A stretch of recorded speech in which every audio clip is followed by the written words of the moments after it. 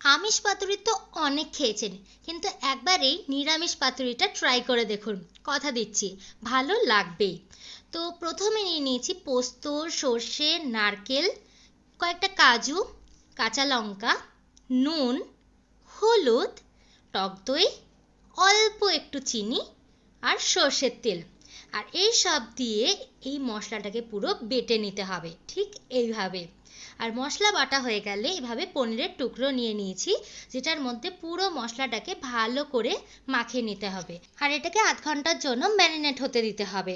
আর এটা ভালো করে ম্যারিনেট হয়ে গেলে একটা কলা পাতার মধ্যে কিছুটা ম্যারিনেশনের মশলা, তারপরে পনিরের টুকরো, আর উপরে একটা চেরা কাঁচা লঙ্কা দিয়ে কলা পাতাটাকে এরকম সুন্দর করে মুড়ে নিতে হবে।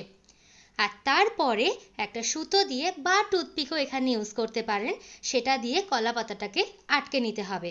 আর তারপরে কড়াইতে একটু তেল গরম করে তার মধ্যে এই পাতুরিগুলো দিয়ে একটু জল দিয়ে নিতে হবে। আর তারপরে এটাকে উল্টে পাল্টে দিয়ে হয়ে গেলে এই যে দেখুন পাতুরি একদম রেডি। আর এটাকে খুলেও দেখাচ্ছি, দেখতে কিন্তু কোনো অংশে কম না, আর টেস্টে একদম অসাধারণ। একবার ট্রাই করে দেখুন। আর ভিডিও ভালো লাগলে প্লিজ সাবস্ক্রাইব।